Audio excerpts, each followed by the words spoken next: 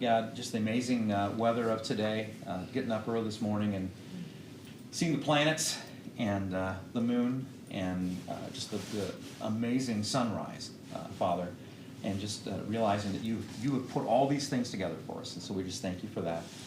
Father, we pray as we get into the city's business tonight, help us to be good stewards tonight of the items before us, and just lean hard on your wisdom, not ours. And we thank you for all the city staff that's out tonight. They don't get a lot of them a comfortable place to hang out like in this room. There are a lot of folks on the street, whether it's in our paramedics or our police or our maintenance guys. And so we pray for safety for them, just as they're traveling to and fro in the work that they have. And also safety for their hearts. We know a lot of them run into just some very horrendous situations that are just staggering to just even to be involved with or have to witness many times. And so just protect their hearts, Father. And we also pray, give them wisdom in the moment as well as they're coming along, the citizens of our city. Just praise things in Jesus' name. Amen. Amen. I pledge allegiance to the flag of the United States of America and to the republic for which it stands, one nation, under God, indivisible, with liberty and justice for all. All right, we call our meeting to order. This is our regular session here on February 8th, 2024.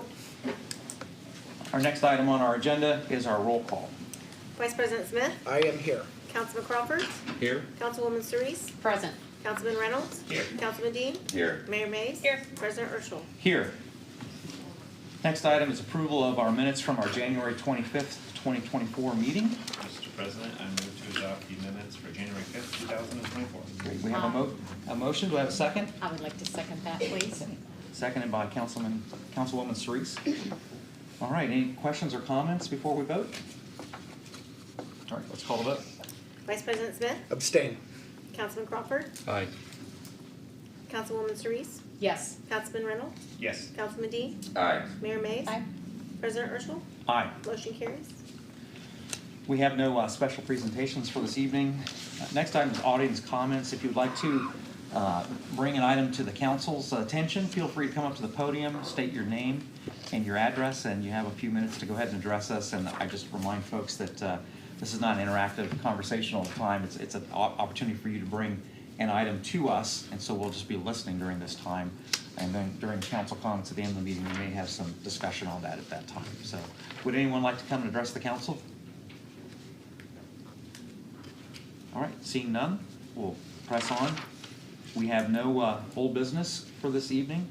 Next item is under new business is ordinance 2024-01, and this is an emergency ordinance amending certain provisions of Title IV Utilities of the City Streets, Utilities, and Public Services Code as enacted by Ordinance 2023-38, and amending the effective dates of Ordinance 2023-33, Ordinance 2023-35, and Ordinance 2023-38, and declaring an emergency. Mr. City Manager. Thank you, sir. On December 28th of last year, Council adopted Ordinance 2023-38, which was essentially an extensive rewrite of Title IV, Utilities, Part 10, Streets, Utilities, and Public Services Code. This amendment made by Ordinance 38 updated the city's laws regarding our water, sanitary sewer, stormwater, and solid waste collection utilities, as well as billing for those utilities. At the time of the adoption of that ordinance, staff was still in preparation of recommendations to City Council regarding the future reorganization of our Public Service Department.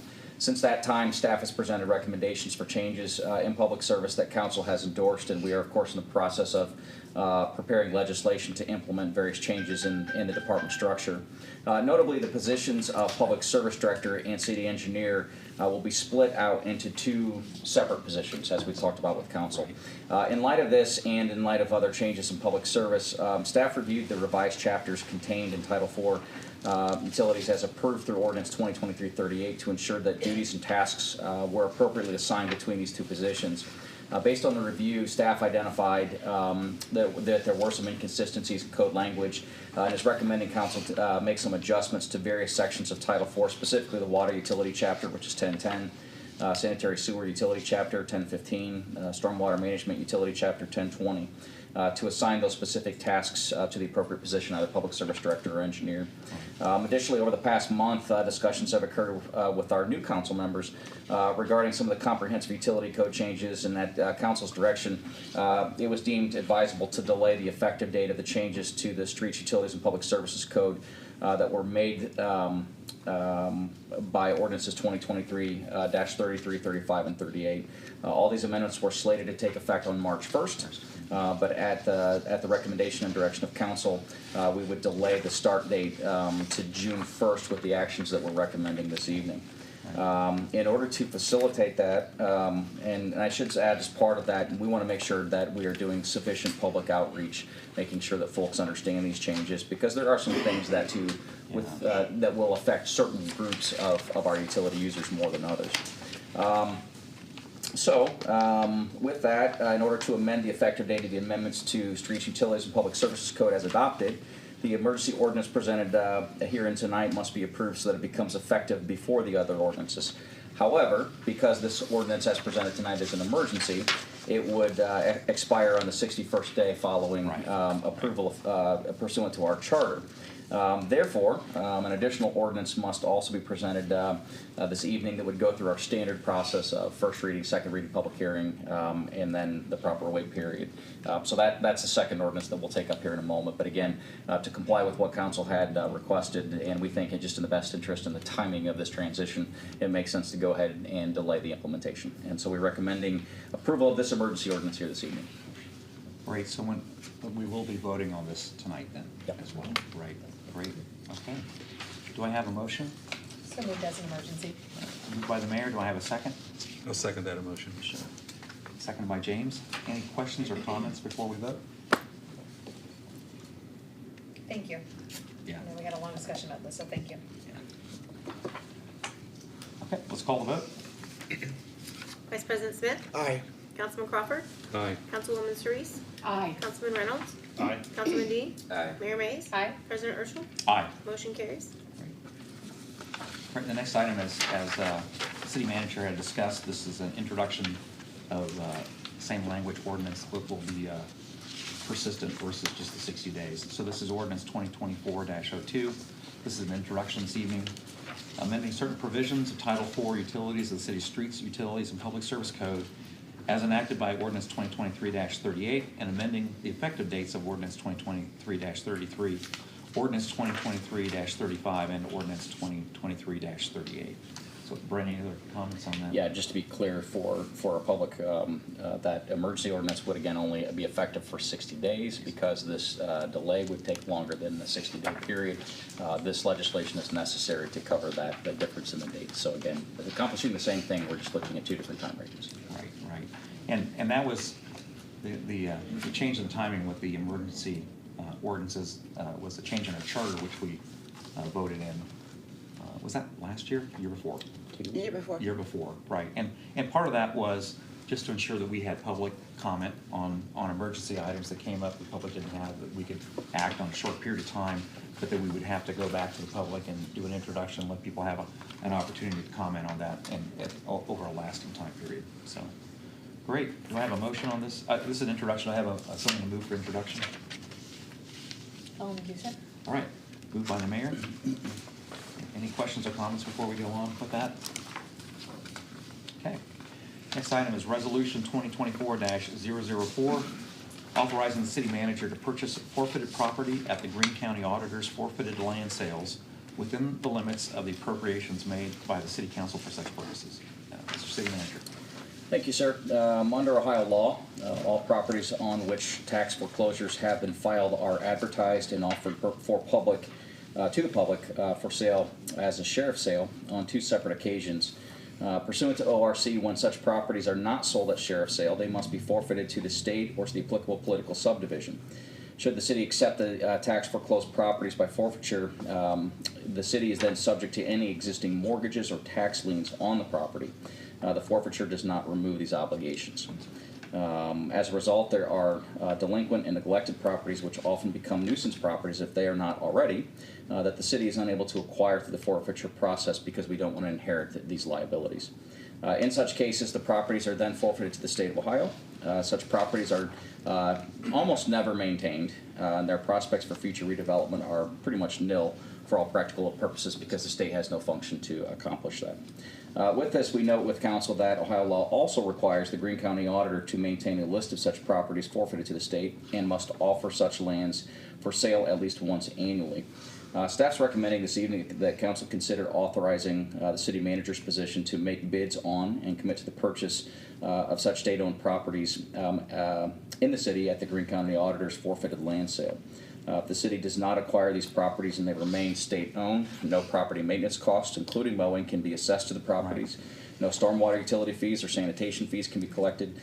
In essence, when such forfeited properties are state-owned, the city bears all the cost of maintaining it and has virtually no control to seek some type of change in disposition.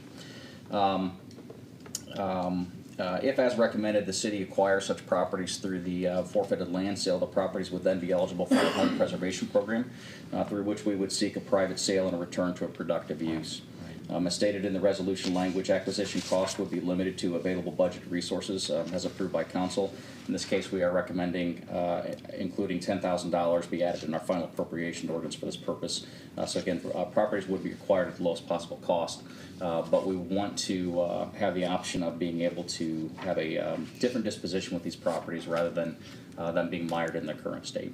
I will add it, we did a little looking, or asked, I think the law director and city planner both looked.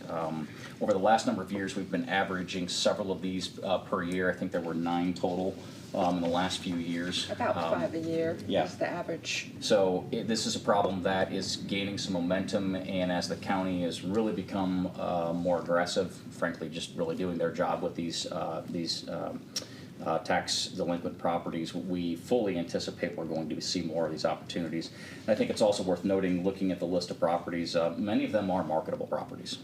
They are properties that formerly were, had a house on them in most cases, and very much could be marketed. So again, this would give us some flexibility in trying to deal with these situations in some of our troubled neighborhoods. That's great. Brandon, tell me if I'm wrong, and Jason, maybe you can help with this too, or Danette. When it goes to the auditor's sale, there's an opportunity on the first or second round of that where the liens will be removed. They are automatically removed as a result If of the they are auditor's sale. purchased at the auditor's sale, then the mortgage and any outstanding tax liens are removed. It's free of obligation. So properties that we aren't able to take by forfeiture because of the mortgage or the tax lien, we could acquire at that sale, and those obligations are gone. Right. Now, the reality is they're also, these are properties that folks on the market wouldn't have purchased the first time around because of the liens or those types of the tax encumbrances. So hopefully a good number of these will be purchased by the private public. And that would be our preference. We would rather Right, someone in the private marketplace purchase these properties where they become the responsibility of that private owner to maintain it, and there's tax base that's commitments that are being fulfilled. Right. So this is really a measure for us to be able to make sure that there is a disposition for these properties. Correct, That but these don't roll sit. back into the. Because again, the right. state has no function where they will provide for the maintenance. They have no function where they will look to seek to divest of these properties. They just sit. Right.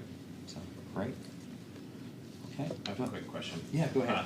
So there's only currently 9 of them, so once this 10,000 is up, or let's say you don't spend the 10,000, can you go back and buy again next year, or do you need another authorization Yeah, from council? we would need additional appropriation, as long as there's money. This policy, or the policy be enacted with the resolution would authorize us, I think, through this fiscal year with the funds appropriated this year. So I think we'll use this as a pilot with council's approval, kind of see how it goes. And then we may need to make some adjustments and then some accommodations in the 25 fiscal budget. Have we bought property like this prior? No, this is the first time we've done this since I've been here. Okay. It will be the first, to my knowledge, that the auditor started holding the sale. And I was about to add that, in truth, we've gone many, many years without a lot of these functions at the state level, or at the county level being done, so that it really wasn't available for And most there's of the only time. currently 9 of them? Let me double check here. Brian had said there were 9. Yeah, I think I it can was tell 9. you, 2023 tax foreclosures, I've still got 28 open cases from 2023. But we had 5 offers of forfeiture, 4 we took. One we could not take because there was an outstanding tax lien, Okay. and that one went to the state. And typically, if you buy these at auditor sale, we're paying a lot less than we pay at forfeiture. If we take it by forfeiture, we have to pay all the court costs. So it's usually $2,000-3,000 for a property by forfeiture. Yeah, and looking there, according to what Danette had provided, in 2023, there were 2 properties we took by forfeiture and 2 that went to the state. In 2022, there were 4 properties we took by forfeiture, 1 went to the state. 2021, there was 1 property the city took, none went to the state. Then in both 18 and 19 and 18, there were 2 properties that went to the state. Right. Thank you. But part of it is there's a little bit of a backload of some of these Yeah, properties so that we're, is prior to we're this time. probably gonna see more of these coming this year, and I think even more next year until they can start to catch up. Right, right. So, yeah, once again, the goal is to get these back into private hands and not to be parked here with the city either, so, yeah. I'm sorry, James. Yeah, I just have a question, Mr. City Manager. On that budgetary budget, what's that applied to and how is that used in the process? Well, it just, pursuant to the resolution, council has some control on this by the budgetary, by the purse strings, how much is appropriated to support the program. So in this particular case, what we are recommending is $10,000, which is what would be included in our final appropriations, which will come back to council actually at your next meeting. And so if this program would be wildly successful this year and we would, feel that there's our opportunities to seek more, we may come back. I think that's unlikely. Oh, if we spent 10,000, I'd be shocked. But I I mean, think, your highest cost in most of these, when you buy them at auditor sale, unless you're bidding against someone, is your recording fee of $38 a page. Right. Interesting. yeah, and I think it's really, Danette made the point, I think it's worth emphasizing, these properties that that we are accepting through the foreclosure process, once you incorporate the court fees and everything else, we're usually in it a couple $1,000s at least per property. In some cases, it makes good sense for us to pursue those properties at that point, but if it doesn't because of liens or, or other obligations tied to the property and it gets to this auditor sale, again, we just don't want these properties to be stuck in limbo. We're gonna be mowing them anyway, and we can't assess that back to the state. We have no means by which to bring a new disposition to the property. Or if So it there's just a gives us building tool. on that, it's just a blight situation, No because they're question. not being maintained, so. I'm guessing we have to carry insurance on these, or? Yeah, just follow the- and I don't think it would be a negligible impact. Our property insurance is pretty comprehensive for any property that we own, so in this case, you're talking about very small structures with very few risks, so I can double check, but I don't think there would be any material impact to our insurance. But yes, they would technically be city property that could be subject to some liability. Okay. That's all I have. Very nice, thank you. Thank you. Any other questions? All right. So, would someone like to make a motion to approve the resolution? I'd like to go ahead and make a motion for us to approve resolution 2024-004. Second. Great, so, motion by Councilman Cerise and then second by Councilman Reynolds. Any other questions or comments before we take a vote? All right, let's call the vote. Vice President Smith, Yes. Councilman Crawford, Aye. Councilwoman Cerise, Yes. Councilman Reynolds, Yes. Councilman Dean, Aye. Mayor Mays, Aye. President Urschel. Aye. Motion carries. Great. Next item is Resolution 2024-005, adopting a statement of municipal services to be provided to the properties located along Van Eaton Road in Spring Valley Township and at 1060 Lower Bellbrook Road in Xenia Township, both proposed for annexation to the city of Xenia, Ohio. Mr. City Manager. Thank you, sir. On January 31st of this year, a Type 2 expedited annexation petition was filed with the Greene County Board of Commissioners for 2 parcels. As indicated, this includes a 7.671 acre parcel at 1060 Lower Bellbrook in Xenia Township and a 1.204 acre parcel along Van Eaton Road in Spring Valley Township. The annexation petition was filed on behalf of property owner RTR Ventures 3 LLC, which is the developer of the adjacent Eden Bridge subdivision. The property owner seeks annexation of these parcels for the purpose of developing a subdivision of 2 family dwellings connected to the Eden Bridge subdivision. Last year, staff had some discussion with council on the possibility that this annexation request might be forthcoming at some point, based on some inquiries and conversation we had with the developer. Pursuant to ORC Section 709.23C, within 20 days of the filing of an annexation petition, council must adopt a statement of services that the city will provide to the property upon annexation, including an approximate date by which such services would be provided. The resolution presented under this title outlines the city services that would be provided to the property located along Van Eaton Road in Spring Valley, as well as that property on Lower Bellbrook. If the county approves the annexation and the city, of course, accepts it, the services are essentially the same services that we provide municipally to other properties in our incorporated area. The parcels proposed for annexation consist of a total of 8.875 acres. Both are currently zoned agricultural in their jurisdictions. Upon county approval and city acceptance, the parcels, to complete the annexation, I should say, the parcels would automatically be assigned an A1 agricultural zoning under our system.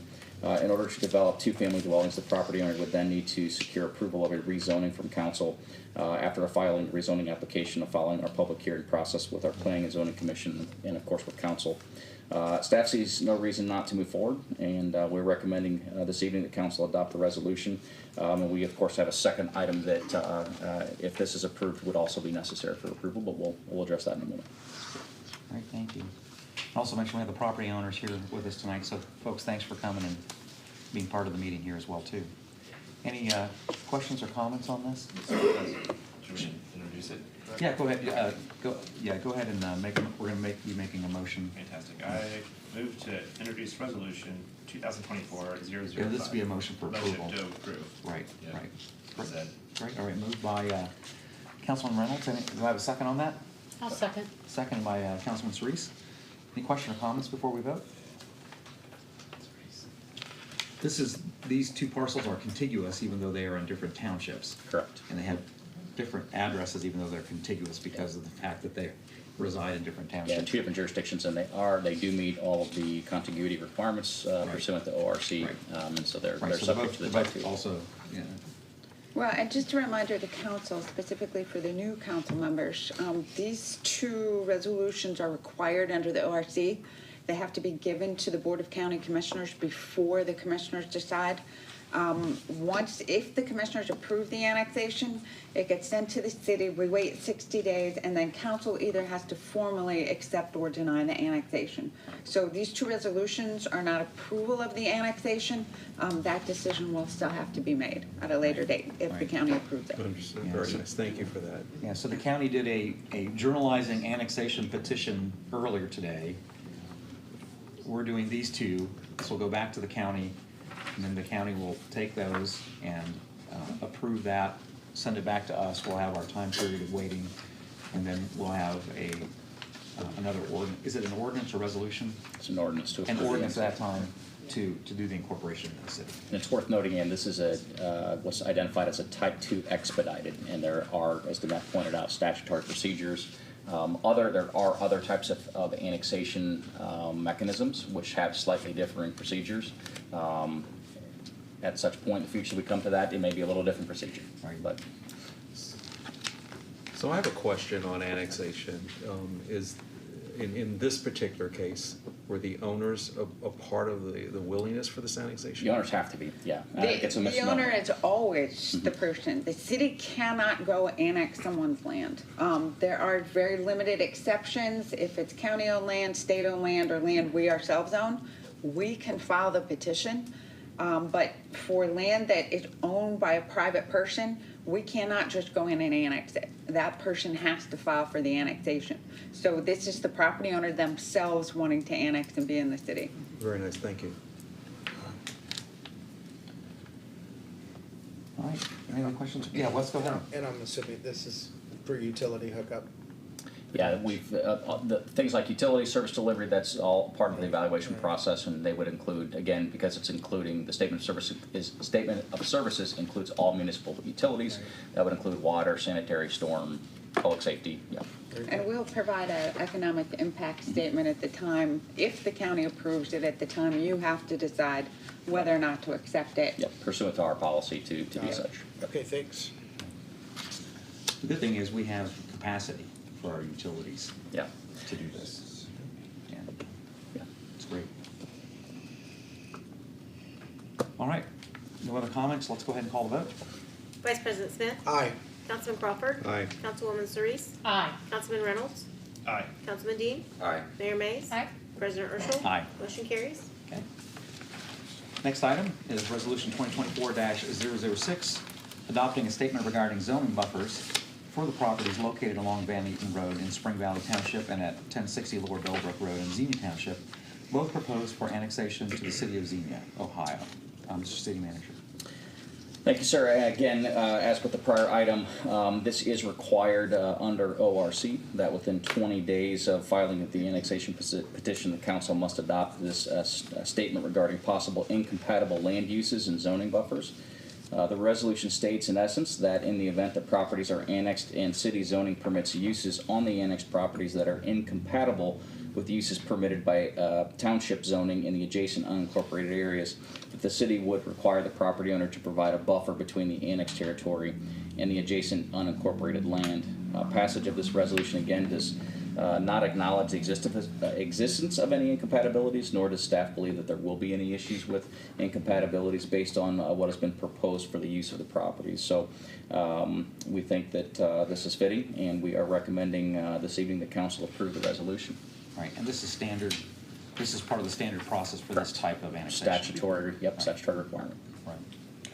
Mr. President, Yeah, move to approve resolution 2024-006. great.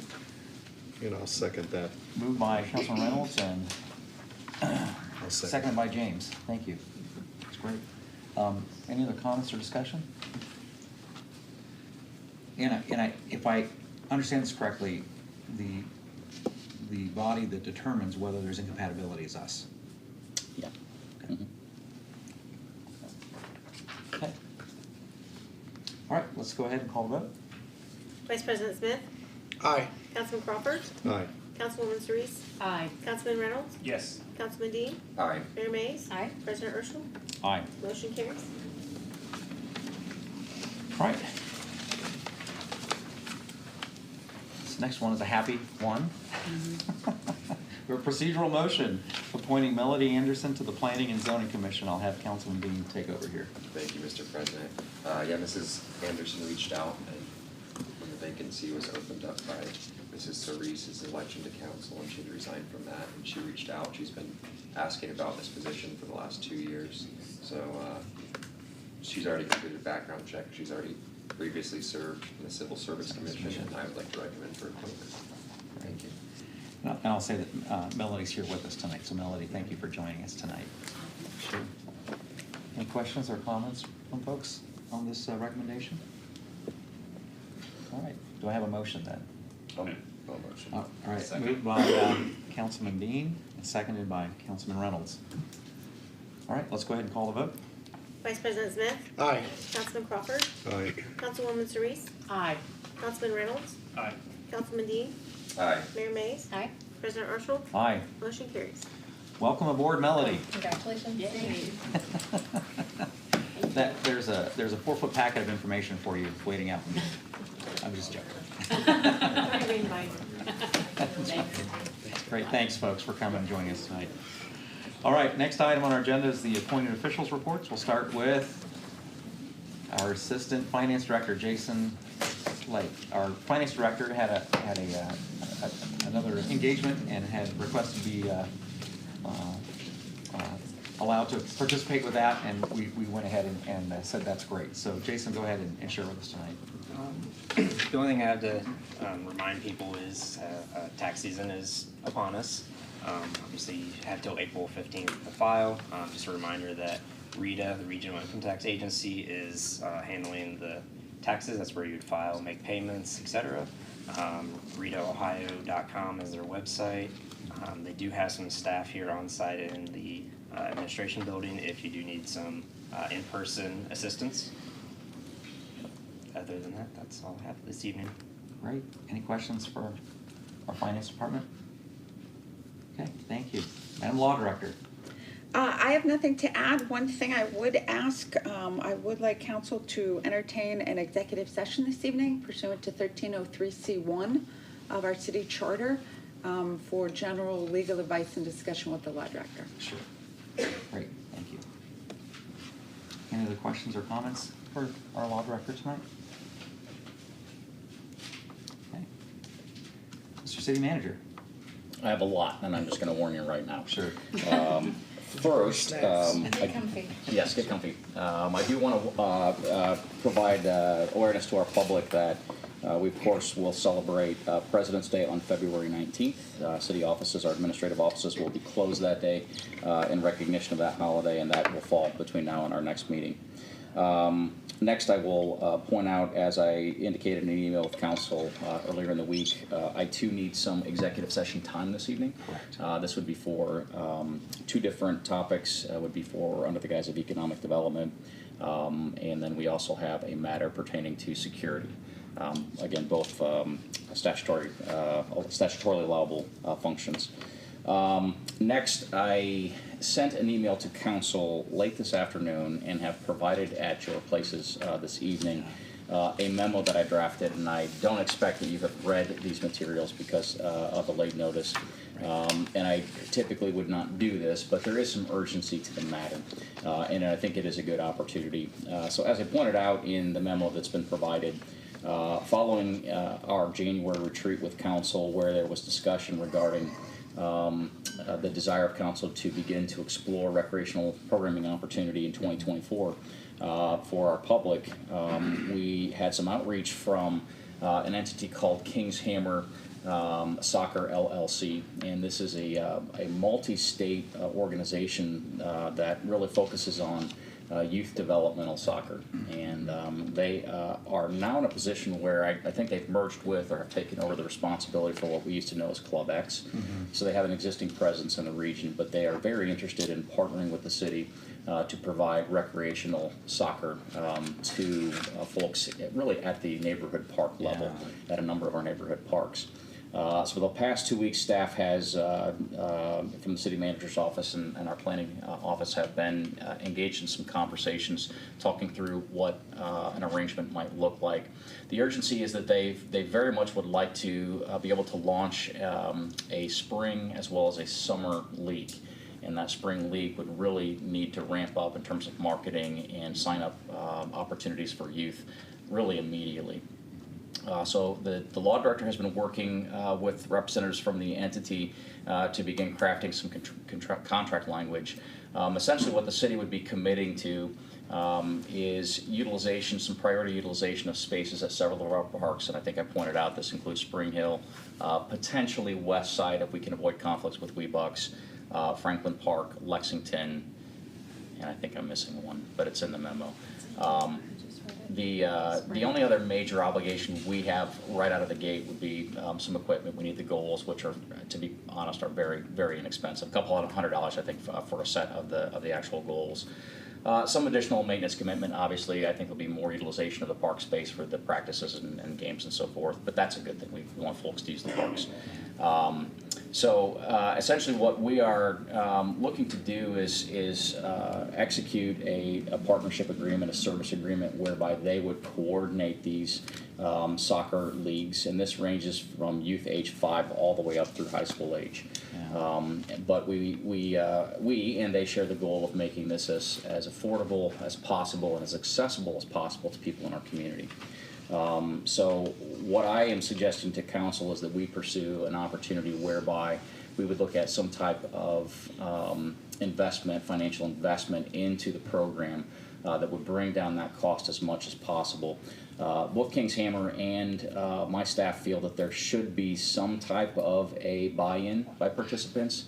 From the organization standpoint, they found that if there's no if there's no participation fee, then oftentimes they end up having uniforms that are purchased that never get used, and it just helps us to scale things, because folks, if they make a little bit of a financial commitment, are much more willing to follow through with that commitment. What does that commitment look like? We think all in for 2 seasons for both the spring and the fall, we think this is a $20,000 to $25,000 range.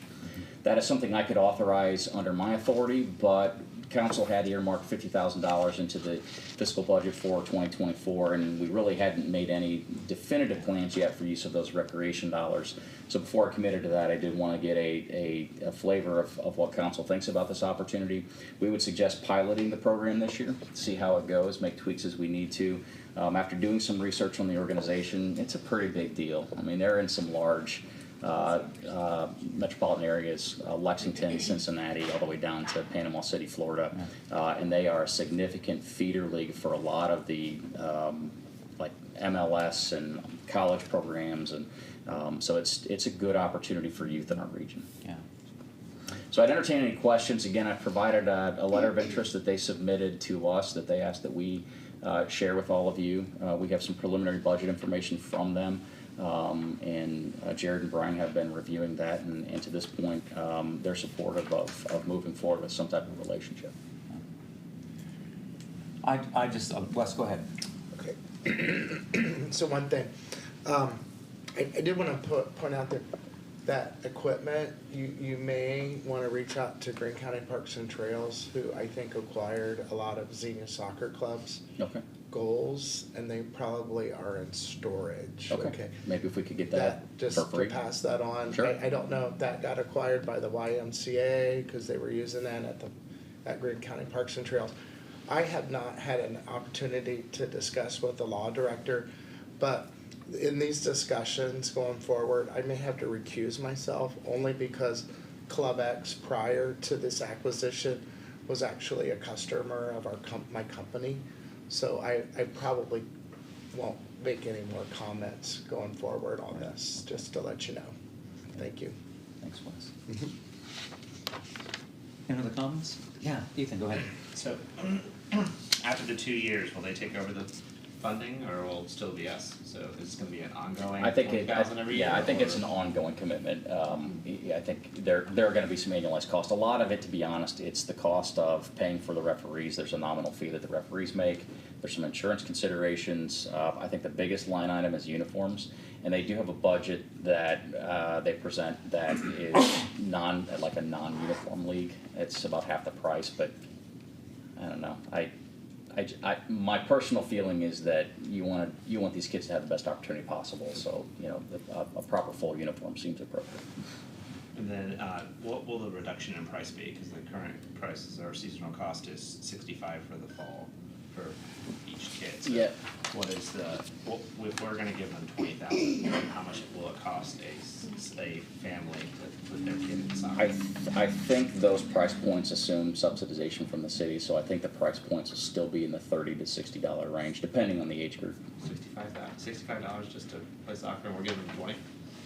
The 20 is to get the equipment up and running and to get, that's kind of an Rest, additional. but that's a year. Yeah, some of the additional cost would be for the goals and so forth, but I think there's going to be an annualized cost to manage the program. I want to be clear about that. And again, I don't have enough information or experience with it to know exactly what that carryover cost is Can going I to be. clarify again? Is it money we're not necessarily giving to them, it's money though that we're also using as far as our crew? Is that included in what you're It's estimating as including far the as equipment, trash but and I think the mowing? equipment is a minor amount. I think it's the actual program administration fees that are gonna be the majority of that cost. How Well- many kids played soccer with X versus? This what would they is, transfer over? my understanding again, is this isn't necessarily, this isn't club soccer, we're talking This about. is rec. Rec Yes. soccer. Well, for A previous ton of pay. kids for Club X went to King's Hammer, they're a huge ordeal. I just don't know how many kids are we looking at potentially? Rec soccer used to be huge in Xenia Yeah. until it went away. Do you have any insight, Brian? Yeah, go ahead. I'm looking for it in the material, but I'm not seeing it. It used to be like that one thing. So, unless you heard differently recently, I believe that the $65 and the $40 are the non-subsidized costs. Those are the Okay. estimated registration fees that they gave us that would be before any subsidy from the city. They were estimating and of course it's just an estimate, they were estimating starting off with maybe 120 kids for the first year. Alright, thank you. Yeah. And I think we're only looking at subsidizing Xenia residents, we're not looking at Correct. subsidizing. That's non-residents. correct. And they expect the majority would be senior residents Right, anyway. right. Yeah. Well, I would just say that we are paying a lot of money for a lot of city parks that are sitting open. And we're doing a lot of maintenance on those. And unfortunately, because we don't have, it would be great if we had a nonprofit or a community organization that was stepping up and had the oomph to do this. And at one time we did, in the 90s and the 2000s, but we don't have that anymore. And we need to prime the pump and get this started back up again. And I just, for me personally, I'm so excited about this, and also from the context that we're looking to getting these into our local parks, right? When we used to have rec soccer, it was all out at the county, the fairgrounds out there, right? And so it was just one centralized location. And for us to actually do some things to start getting utilization of our community parks and get kids to come to those parks and start using those parks. And I think there'll also be an incentive for us to start maintaining some of the equipment and those types of things too, because what always happens is when you're bringing your older kids to do that, you got your younger kids and you're going over the playground equipment and using that. And so that's gonna help spur us on to, identify areas and get those maintained, but that'll also give those families a lot of familiarity with the rest of the park, the rest of the things that the parks have to offer there as well too. So I get there's a cost to the city, but we're already carrying a fairly large burden to maintain all these parks right now, and to allow us to actually be able to start utilizing those things and have an organization and realize too, we don't have a Parks and Rec department, right? So we're not looking at starting this through our Parks and Rec and paying our people to run those programs, right? What we're really doing is contracting with a group, and they're gonna be doing all the organization for this too. Is that correct? Yeah. Right. So that's a good thing too. It doesn't burden us with additional personnel costs and those types of things. All the marketing, the lining up of coaches, training of coaches, the referees, the practices, the actual games, all of that is part and parcel to what they would provide as services. And I believe they've had some discussions they'd like to work toward hosting of some larger regional tournaments here locally too, which I think brings some economic value for us Yeah. downstream Sure. as this would stabilize. So. Right. And there's an opportunity downstream also as we're getting into this in multiple years to start looking out into the community so we can get some sponsorship. And these types of things, there's a great opportunity both from businesses and individuals and local foundations and those kind of things to start talking to them about coming alongside of us with that. And I think the organization is looking at and has engaged in those conversations. They have been in discussions with senior community schools to come alongside the schools and support their athletic department and some potential partnerships there too. So again, we've been impressed with the organization. They know what they're doing. They have a tried and true recipe that they have. They put programs in place in multiple different locations. And it's exciting that this could be on the map here in Xenia for the Dayton region when you look at this organization and what they're doing in much larger cities than Xenia and other places in the Midwest. So the good thing too is, like we talked at our work session, we requested that we get $15,000 put aside.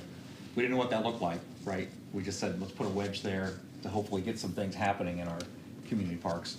Here's one opportunity. There may be 2 or 3 more coming up. And we'll talk about this maybe a little bit later on as well too.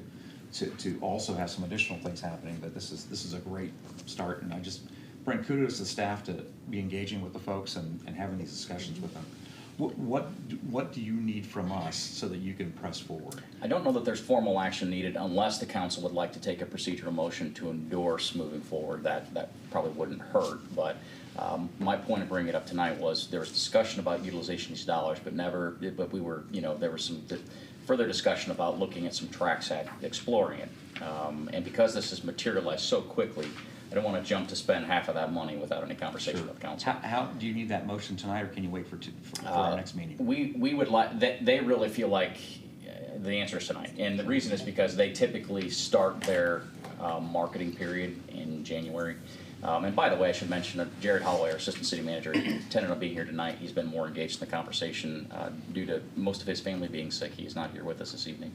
But in talking with Jared, I told Jared, let's go ahead and bring this to council this evening, because if we could provide both a spring and a fall program, I really wanted to do that. The other option would be to wait and just do a fall program.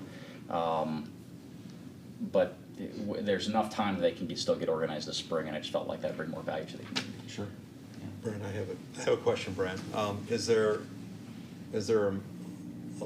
a method in place to check to see how well this process is going? I'm curious to see the participation rate, sponsorship rate, you know, and what this, just a flashpoint of the success of what we're trying to do, what we care about this community. And I think that's gonna be very helpful for, you know, moving forward for other opportunities. If that's not asking too much. No, I think that's a fair question. I think we can perhaps look at We could put some reporting metric tracking, requirements into in the contract. service contract, and then convey to them that, you know, council has the desire to understand participation rates and maybe you know, community sponsorship in addition to what the council's investing in. That's a very reasonable request, and we could certainly accommodate that. Thank you. Well, then I would like to make a procedural motion that we endorse the proposal as laid out for this recreation program opportunity in the memo, and encourage our staff to continue negotiations with the King's Hammer for a recreational soccer program here at our community parks. Second. Second by Councilman Reynolds. Any other question on that? Yeah, go Do ahead. I need to leave? Should I leave the table? No, you don't have to leave. Thank you. I would just like to say, if you need a member of council to travel down the Florida Panhandle and check out the operations, Check it out. I'm more than willing to You're ready. sacrifice my time to, Especially I know, here I in would do that. February, March, yeah. We said we were gonna have a proactive council, right? There we go, right there. Well, there's a polar vortex coming through, so when that happens, there's not do that. So, All right. I was just saying. We've got a motion, a second. Let's go ahead and call the vote on that. Vice President Smith? Recuse, abstain. Abstain. Okay, thank you. You abstain? Yes. Councilman Crawford? Aye. Councilwoman Cerise? Aye. Councilman Reynolds? Aye. Councilman Dean? Aye. Mayor Mays? Aye. President Urschel? Aye. That motion carries. Motion, thank you, staff. Yep. This has got a lot more. If I could retain the floor, I would also like to take 60 to 90 minutes of your time. No, I would like to take some moments this evening, as has become our tradition, to do just an overview of our state of the city. Of course, our city charter does require an annual state of the city, and we'll be publishing that later this month, but we do like to do just sort of an overview with council. And so I would like to take a couple minutes this evening so that our viewing public has an opportunity to just hear a little bit about the things that have gone on in the past year and some of the things that we're focusing on in 2024. In looking back at the past year, we've been busy. And I can honestly say I've been with the city coming up in 20 years, a couple years short of that, and it's been one of the busiest years I can remember, and for the most part for very good things. I have been city manager for a decade. Some might say a decade too long, but we really are seeing some really positive momentum in a lot of areas, and I think that's a result of good policy making with our council, really hard work with a lot of staff members who really put forth a lot of effort on a consistent basis. Not only the administrative folks, but the folks with the boots on the streets every week. Who do a very good job of keeping our community safe and providing services and making sure the utilities flow and so forth. So we acknowledge all of their efforts and are very thankful for their contributions in making our community successful, but also to our private investors in our community, folks running businesses, and all of our residents. Lots of activities, lots of things going on in our community that we should be very proud of. 2023, as I said, was a very busy year. We implemented reorganization of our administrative departments, which was a large undertaking, a lot of discussions with council and a lot of realignment of a lot of functions, reduction of a lot of smaller departments or consolidation into primary departments, and we think this will be a much more efficient way of doing business moving forward. With that, we successfully onboarded our building inspection functions.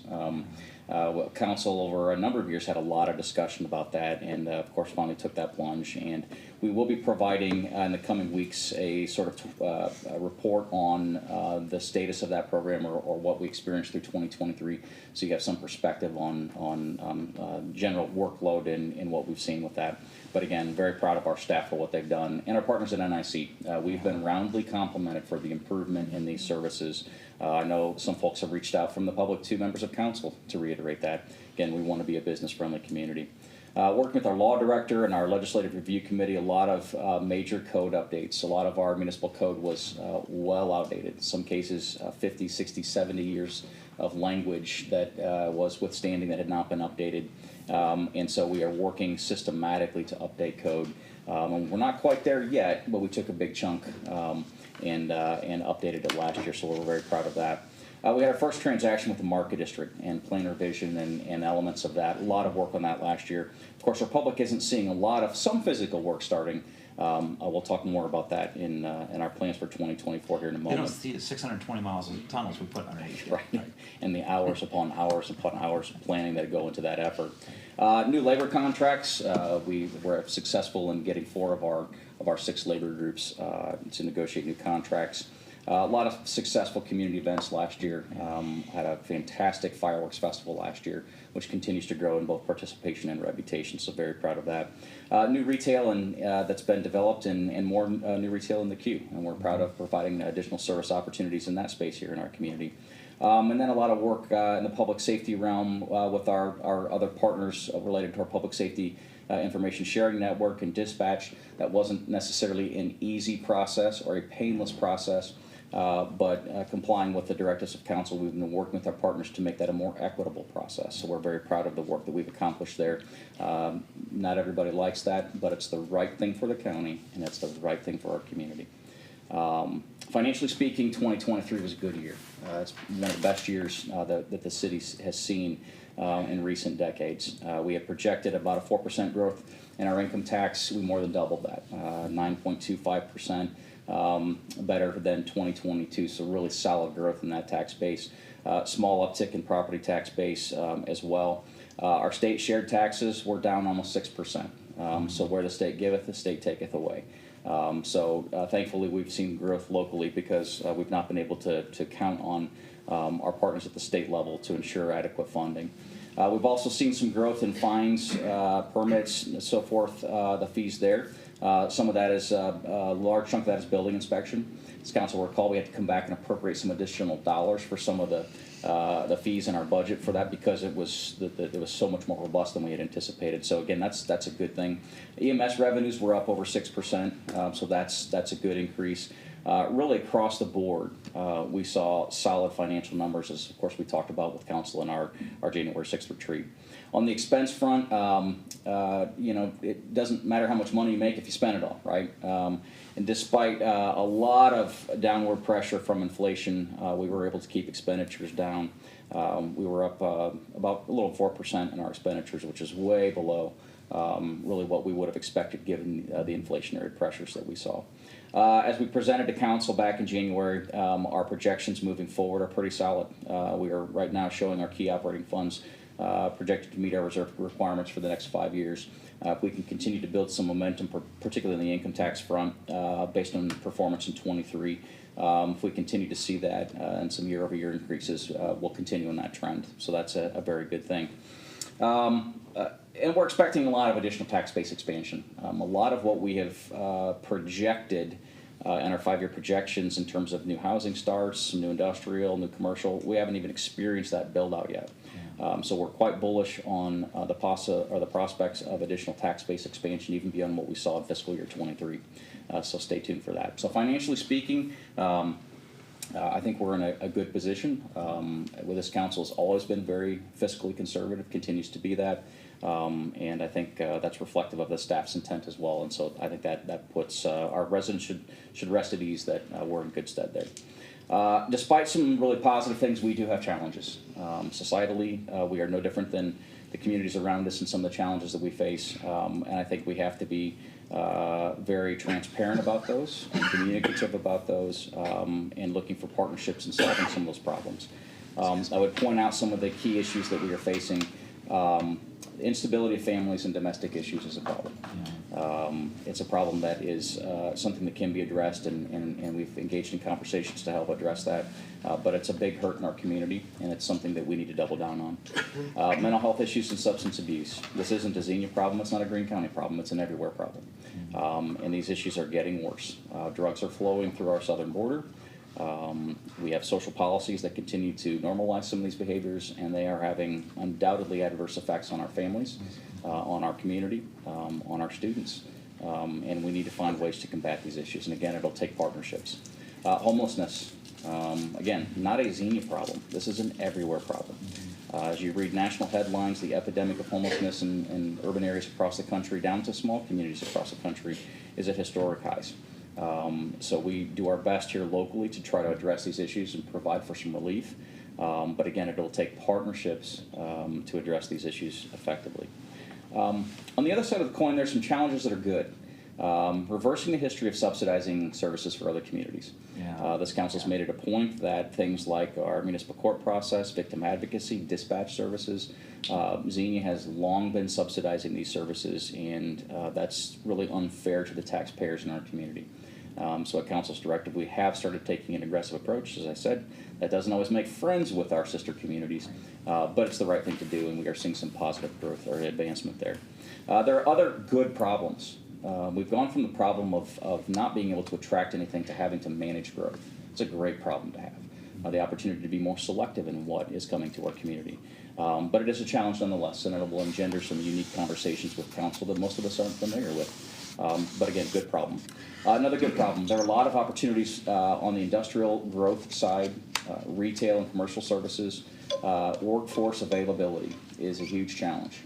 And we continue to talk with whether it's site visits where we have local or industries looking at local property, or talking to just commercial or retail industries locally. This is a real challenge.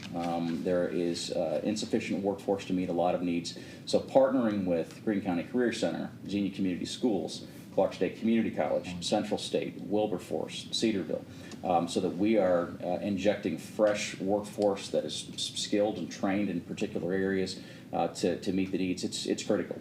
I can tell you we've hosted 2 high-level site visits, and we are finalists for a couple of industrial projects. The first thing they talk about every time, it's not the cost of land, it's not building inspection process, it's what kind of workforce is available. I might add that another key priority they look at is what's available in your community in the way of housing options, in the way of things to do, in the way of retail services. But again, a good problem that we have there is that we have a lot of things developing out in those spaces. Finally, in terms of community challenges, we do have the challenge of prioritizing and expanding some investments that will drive additional residential attraction and private investment. Core infrastructure rehabilitation, educational options and student performance, quality of life programming and quality of life spaces and amenities. These are things that we will have to find a way to continue to invest, or maybe even redouble investments in order to meet expectations of folks that are interested in our community, whether it's moving here or whether it's opening a business here. We want to make sure that we are presenting a strong case in all these fronts to be an attractive location. So again, a lot of positive things happening that we carry over from 23 into 2024. As we look at some specific initiatives in 2024, I just want to highlight a few of the things that we are keenly focused on. One of the projects that will be upcoming here pretty soon is our Justice Center security project. We had a meeting with the judge here a couple of weeks ago. That was one of the topics that we discussed, and we'll be pursuing some additional security measures at their facility at 101. We have some robust water, sewer, street rehab projects. Big water main replacement and expansion on Country Club and eventual repaving of that road. Market Street down the way here will see some comprehensive revitalization this year. It's very exciting because that road is bad. We also have projects on East 2nd Street to close out a lot of work we've been doing over there. Project on US 42. And then numerous other projects that we have going on. So it's going to be a busy project year for our public service department. We're proud that we can make those investments in our community. We, of course, are making significant progress, and we're very hopeful that we'll have some exciting announcements in the next few weeks on our market district, phase one of that. We're in negotiations with various partners right now to get all of the financing and capital pieces in place. And as we continue to share those plans with folks, the enthusiasm and the excitement is very high. But with that come high expectations for performance. And so we are keenly focused on success in that project. On the safety front, we have, of course, added additional SROs in a number of our schools. We'll be seeking to bring online a second K-9 unit, which will allow us to have a K-9 on pretty much every platoon shift that we have, particularly evenings. So we're excited to be able to do that to deal with some of the drug issues in our community. One of the things that we will be having a lot more discussion through 2024 is looking at some of the strategic needs and issues in public safety. As we've reported to council and discussed a lot, growing call volume, a lot of the societal pressures that continue to put pressure on safety services are reaching very, very concerning levels. I think there are some things that we can do locally with some strategic efforts to help bring some relief to that and hopefully at the same time bring a better service to our residents. With that, I'm also very excited about some opportunities that are emerging in the space of community health and wellness. These things go hand in hand because we have a significant portion of our emergency medical call volume that frankly is not emergency medical. It's underutilization of preventative care. It's mental health issues, it's socialization issues. The mayor and I participated in a really exciting conversation just this week, and I think we both left that discussion very excited at the prospects of what some partnerships could accomplish in the way of some pilot programs locally that can help bring some relief to some of that service demand. And then finally, as we've been discussing with council, we'll be looking to complete our next plan, our community plan update, to help establish a vision for our community and drive policy decisions for the coming years. So from a physical standpoint, from a administrative standpoint, from a legislative standpoint, we look to have a pretty busy 2024. I'm excited about the prospects for what can occur, and I think it'll be a season of change. We have new council with some new faces and new ideas, and I think there are other things that will change in the coming weeks and months that will present new opportunities, and we're excited for that. So again, that's all I wanted to present this evening. Is just a brief overview of some of those highlights. And again, we'll be publishing the entire address by the end of this month, and of course we'll have that probably attached to these minutes as well. So, with that, I'll finally shut up. Again, we do need an executive session for a couple purposes this evening, so I thank you for the additional time. Entertain any questions if you have them. If not, we can move on. Yeah. Any questions for City Manager? Thank you. Very good. Boy, compared to what you shared over the last 5 years, this is just a wealth of great things, right? And Brent, like you said, none of these have just appeared in this year. These have come from just the foundation of just a lot of really good work on the staff over the years to allow us to be able to launch on these things now. So, kudos to you guys. All right, next is council comments and reports. Councilwoman Cerise. I have not had any meetings, so I have nothing to add right now. Thank you. Great. Let's go to Councilman Reynolds. Budget and Finance Committee will have its first meeting this coming week, so looking forward to that. And then maybe the next one I'll have something to add. It's great, thank you. Councilman Dean. Thank you, Mr. President. The Planning and Zoning Commission met last evening where we discussed the final plat for Edenbridge Section 3, the certificate of appropriateness for 101 North Detroit Street, the Justice Center, and then the next plan, which Brian gave a great presentation on that. Yeah. And then we also had one that was a little bit there at the end, so just added on rezoning, the possibility of rezoning the senior center and Old Carnegie Library. Right. To better fit their future use. Right, So, right. any questions on any of that? Levi, thanks for diving in with that group. Very nice. Good. Councilman Crawford.